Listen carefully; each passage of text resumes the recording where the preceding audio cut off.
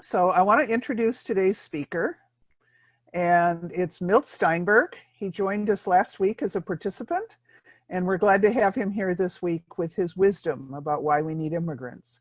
Milt is Professor Emeritus from Marymount College of Fordham University.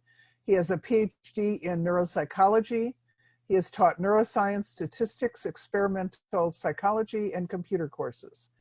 He is also a guitar player, a songwriter, and has written a novel and a variety of short stories.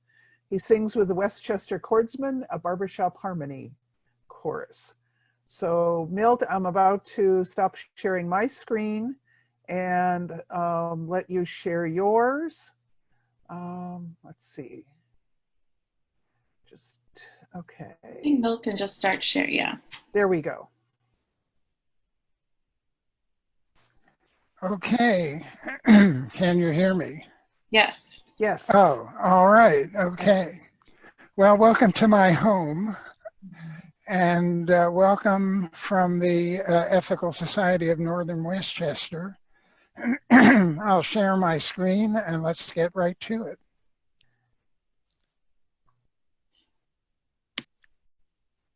Okay, well, the talk is called Why We Need Immigrants. And I want to point out that the title is not, Do We Need Immigrants? Because I believe I'm going to show you that we need immigrants in a fundamental way and not just to pick grapes. We should point out, however, to put this into context, that we have never actually been very friendly to our immigrants, even though most all of us are immigrants in one way or another. So xenophobia is not new to our nation. Groucho Marx, because of his celebrity, was invited to join a club that usually prohibited Jews. It said he was told that he couldn't use the pool. Groucho said, "My daughter is only half Jewish. Can she get in up to her knees?" Sammy Davis Jr. said, "I'm colored, Jewish, and Puerto Rican. When I move into a neighborhood, I wipe it out."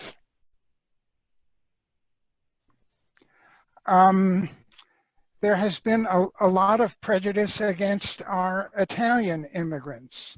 Here's something back to 1981.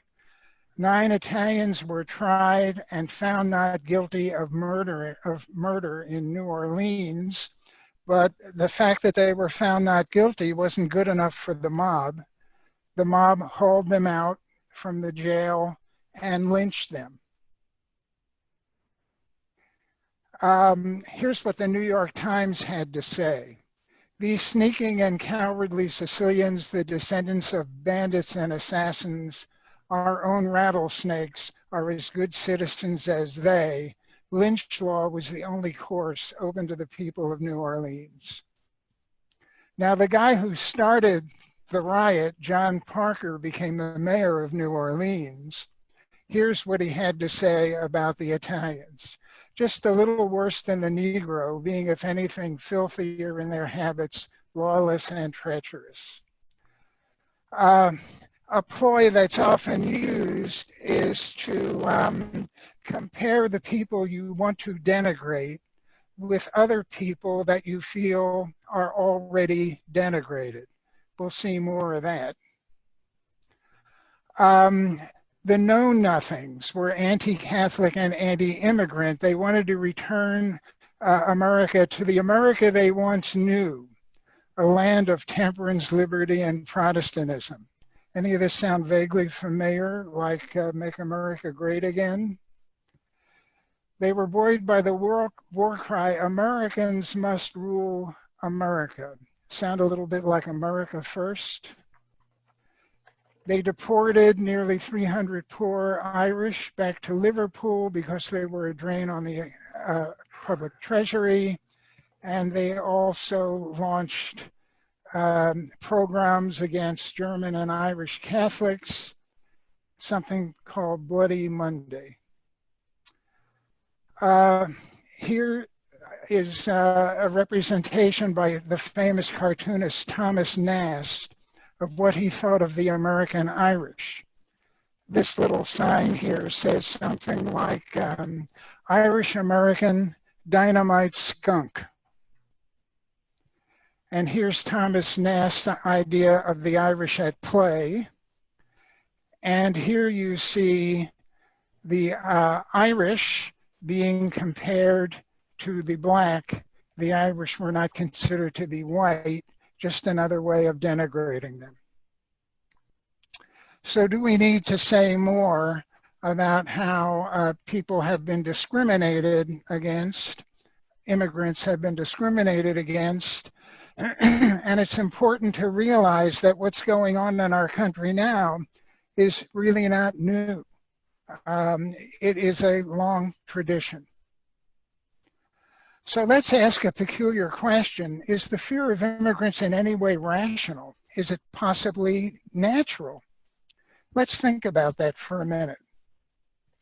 What are the proposed benefits of xenophobia? Well, maybe you can think of a list. You could say it promotes unity within the group against the outsider. It mobilizes the group to protect its resources against invading outsiders. Does that mean that it's genetically adaptive to be xenophobic? What's a recovering behaviorist to do? Well, why do I put that in? I'm a recovering behaviorist. And behaviorists believe that all behavior is learned rather than due to our genetics. But just sort of keep this idea in the back of your mind. What could it mean if we have a genetic predisposition? It might mean that we have to use our rationality to overcome that predisposition. So what are the problems with immigrants? Here's a long list. You can probably make it longer. Is this list for real, or is it just a bunch of rationalizations? They change and dilute our culture. They take jobs away from Americans. They don't contribute to society. They're freeloaders. They are violent. They don't learn the language. They cause overpopulation. Our president literally said the country is full. We can't feed them. We can't process them.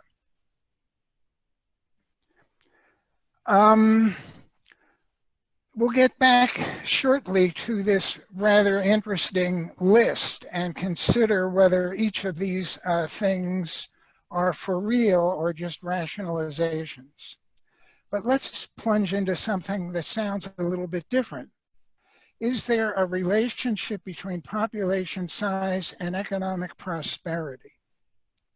Now this is, even though it sounds like a digression, is actually not a digression. It's very important to what we're going to be talking about. Here's a couple of charts comparing population growth to economic growth. And the top chart here shows population growth in the millions since 1946 to the present. And this shows GDP from 1946 to the present. Now, what I want you to notice is that they both have the same trend. They both trend upwards. We'll talk a little bit about the slight difference in shape here, but for now, just look at this trend. They both seem to be trending together. Now, I'm fully aware that GDP is only one representation of our economic growth and prosperity. It just happens to be a handy one that everybody likes to pin their hat on, our president being one of those people. Well, what would happen if you correlated economic growth with GDP, our representation, population with GDP, our representation of economic growth?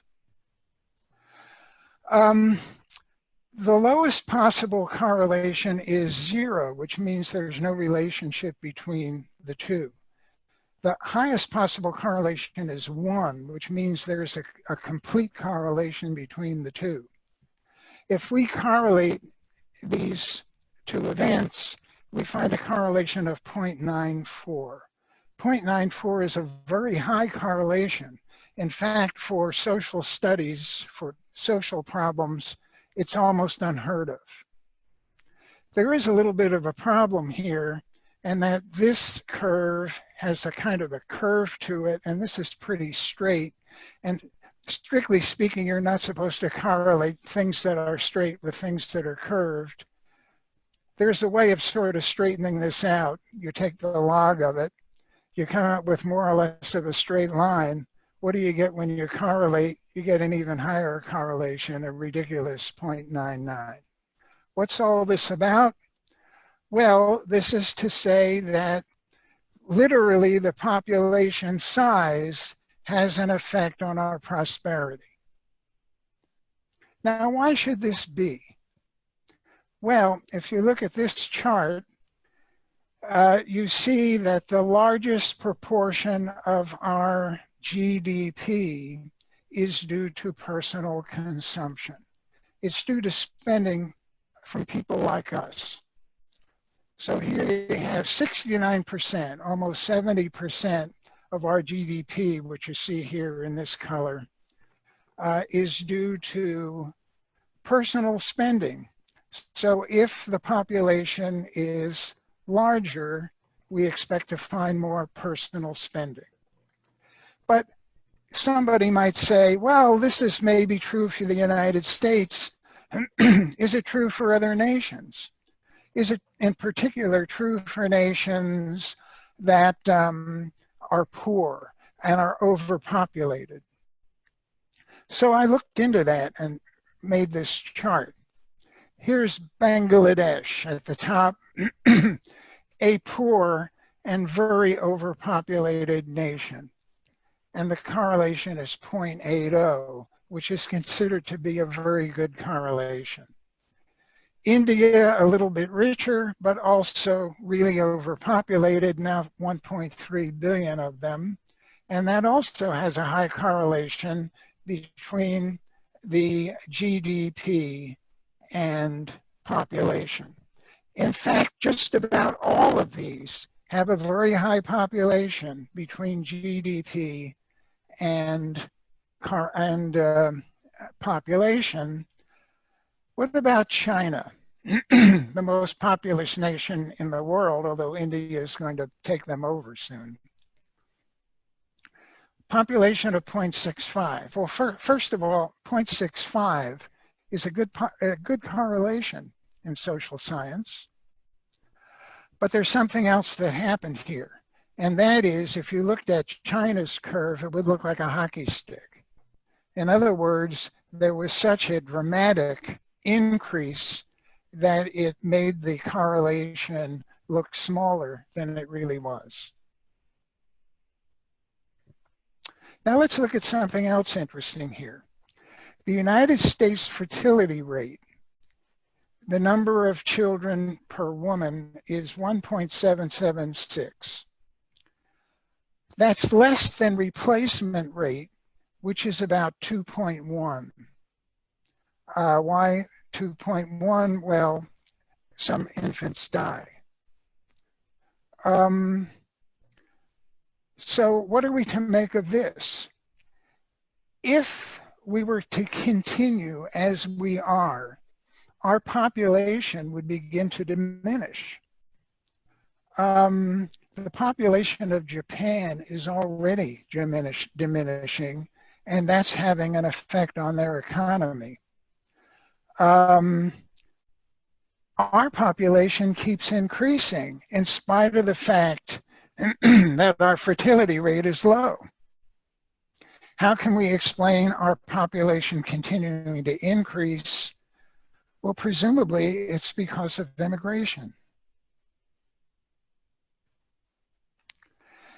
Let me make a counterintuitive proposal. We must actually increase our population. and I'm going to propose increasing to 500 million. We're presently about 320,000. Why should we consider doing this? Well, we've just shown there's a strong relation between population size and GDP. And we reproduce below replacement rate. We need immigrants to increase the size of our population or just to maintain it. Since immigrants come from other countries, the increased population will not increase the world population. It will just redistribute it. Is there any indication that 500 million is a viable number? And do we have room for 500 million people? This is comparing the European Union, at least as it's presently constituted. Apparently, this will be old news in a couple of weeks. Comparing the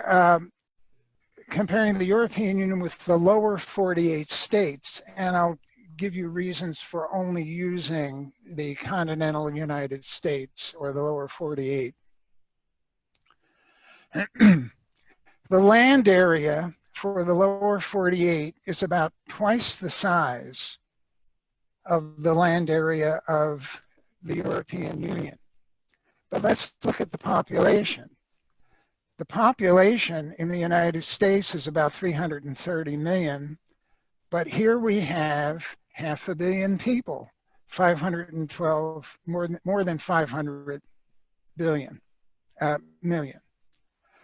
The population density in the United States is 41, and that is in the lower 48, and the population density in Europe is much higher.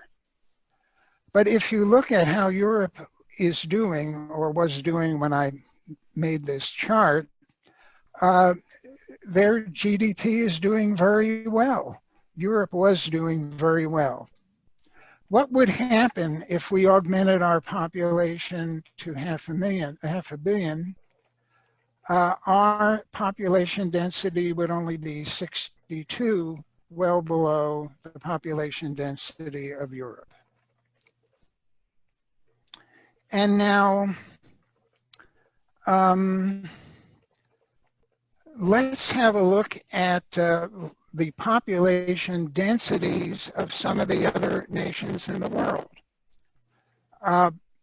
China has a population density of 151, and this number here actually turns out to include Alaska, which, as you know, is enormous. So that brings our population down to 36 per square kilometer. If we only look at the lower 48, it's 41 per square kilometer. It would be 62 if we augmented. And now if we look down here at countries with which we like to compare ourselves, we find that their population density is much larger than our own. And now, why do we exclude Alaska? Well, each of these green dots represents areas where there is no population in the United States. Look at Alaska. It's not a place where we actually should include, because it's a place where most of the land area is not inhabited. Well, could we feed 500 million people? The United States and India have the most cultivated land in the world in square kilometers. And they sort of trade places. If you look at this map at a different time, you find India has more, at another time, the United States has more. Then China comes along, and Russia, and so on. So the United States certainly has an awful lot of land to cultivate. How about food production? Well, China produces the most food in the world. The United States produces a lot of food, but not as much as China. But it produces almost as much as India, which has about 5 times the population.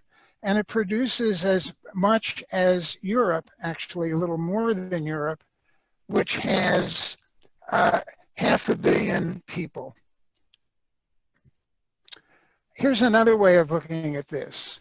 If we're exporting food, it might mean that we could use that food to feed our population. Who exports the most food in the world? By far, the United States exports the most food. Then comes Germany, the United Kingdom, and so on. What does all of this mean?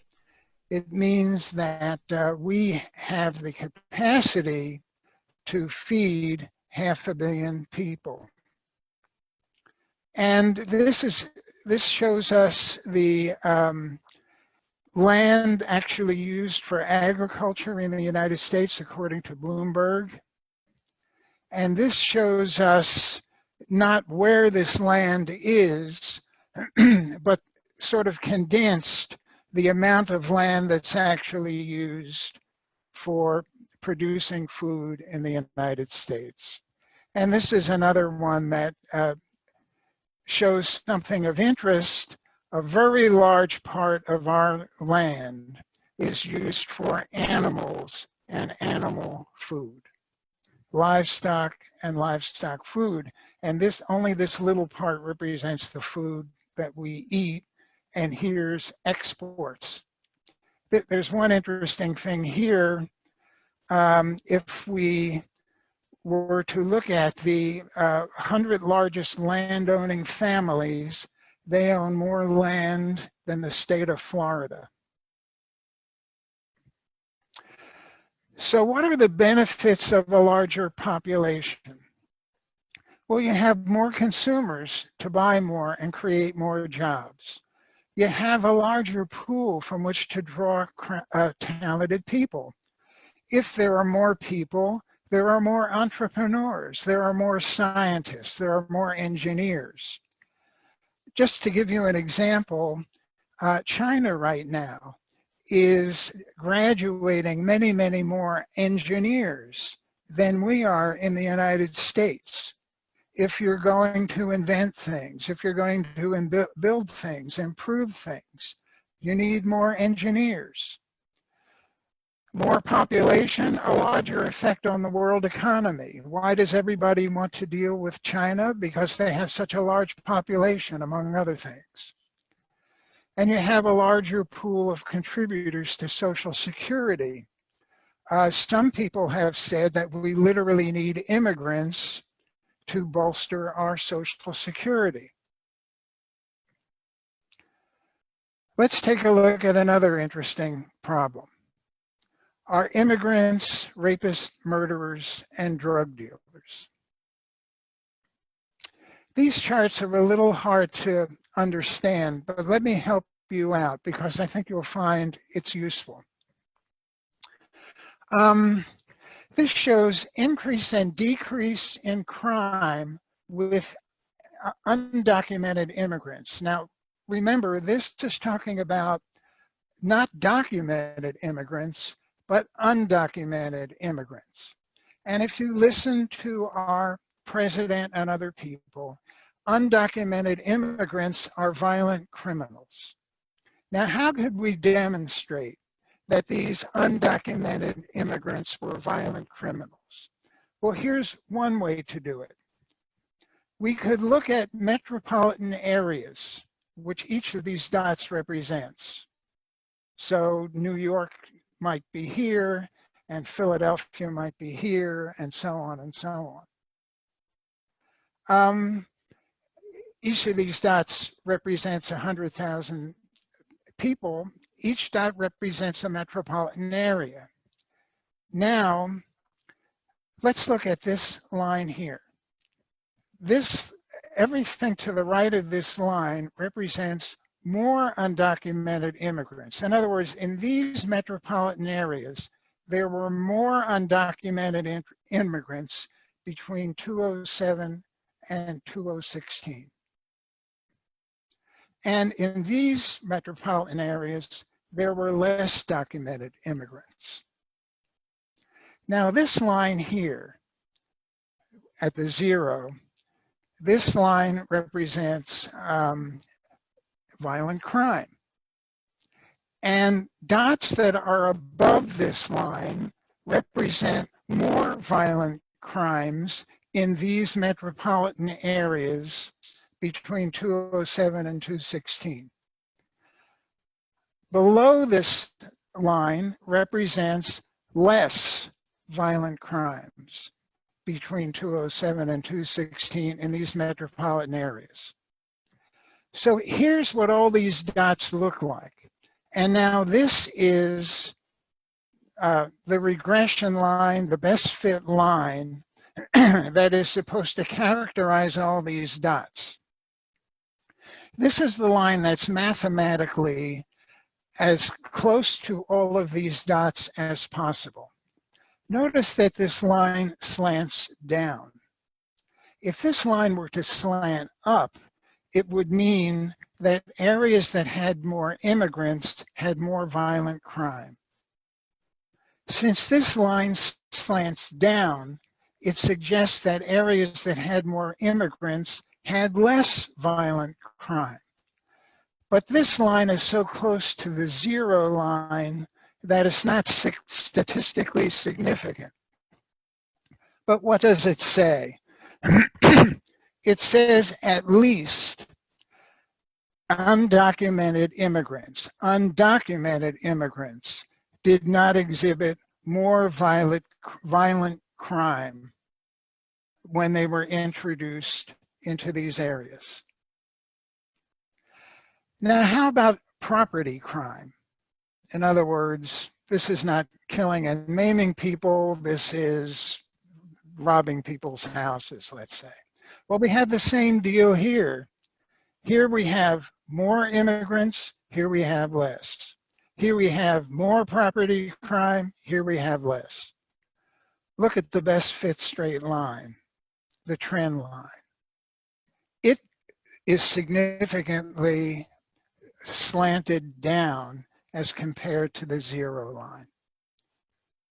What this is saying is we're seeing less property crime among undocumented immigrants than we are among our regular citizens.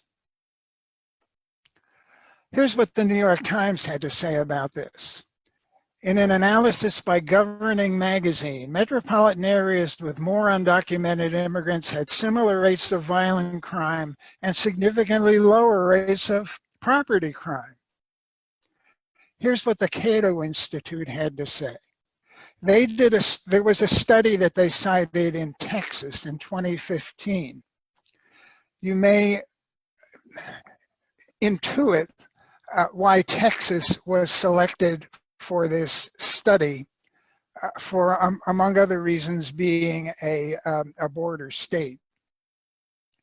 Illegal immigrant conviction rates are about half those of native-born Americans.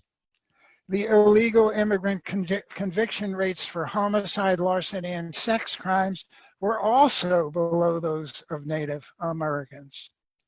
The illegal immigrants were causing less crime than Native Americans in this study in Texas, as evidenced by conviction rates in Texas.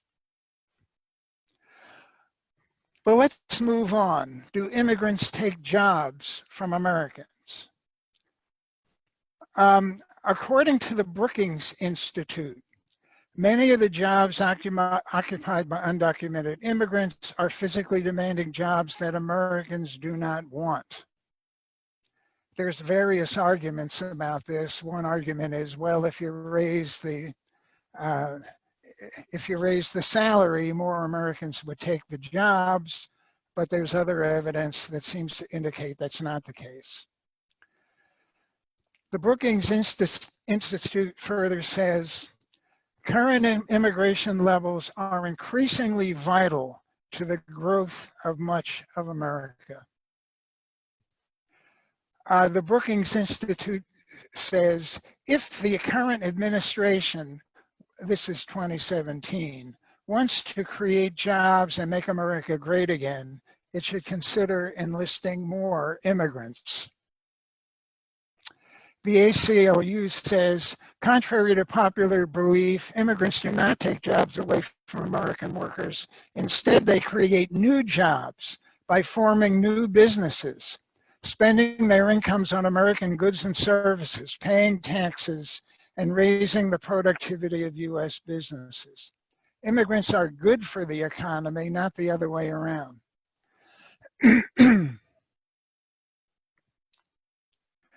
Well, are immigrants deadbeats that drain resources from the economy? According to the ACLU, many social scientists conclude that the newcomers, rather than drain the government treasuries, contribute to them. Immigrants pay more than $90 billion in taxes every year and receive only $5 billion in welfare.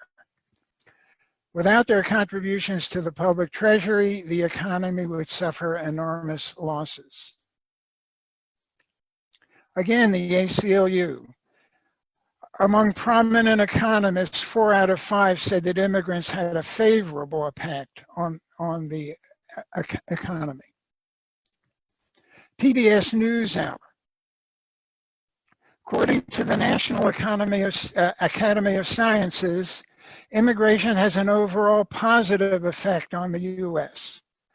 First-generation immigrants cost the government more than native-born Americans, but second-generation immigrants contribute more than Native Americans.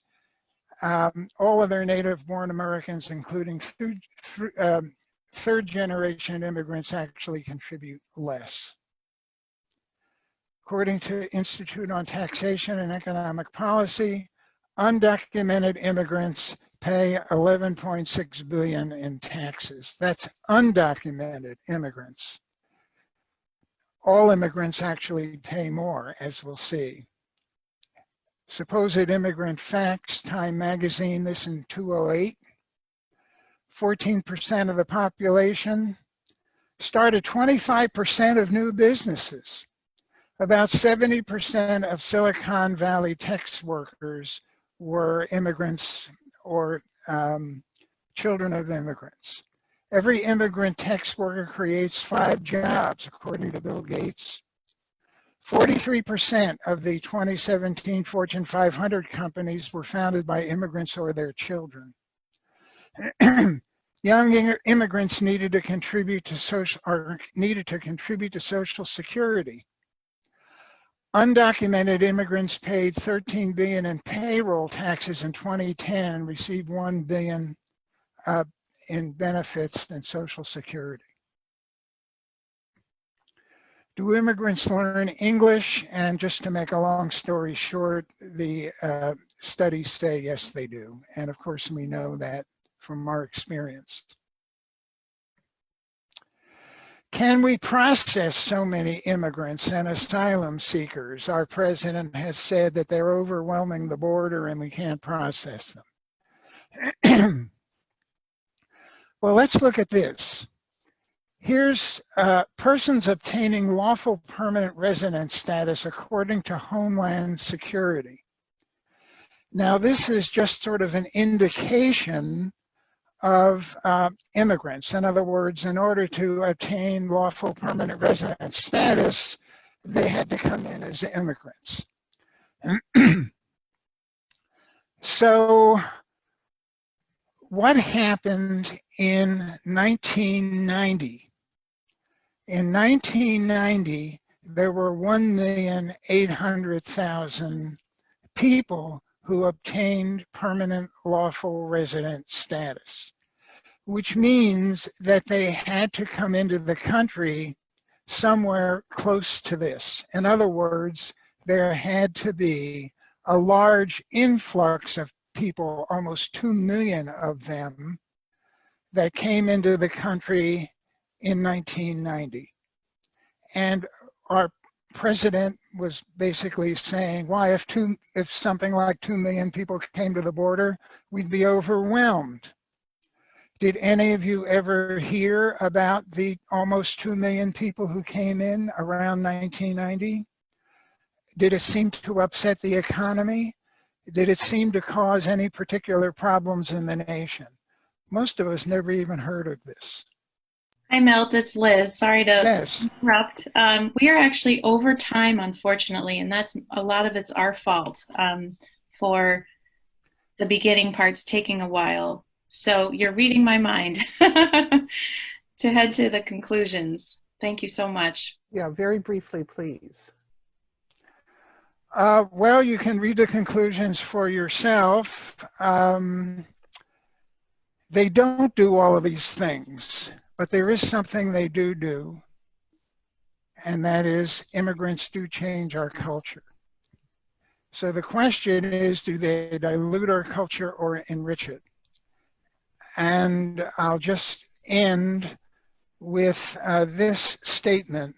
My feeling is that this list of negative statements about immigrants are actually mostly rationalizations. And they're all rationalizations about this, our basic xenophobia. We don't want to have our culture changed. Immigrants are not a luxury. We do need immigrants. I rest my case.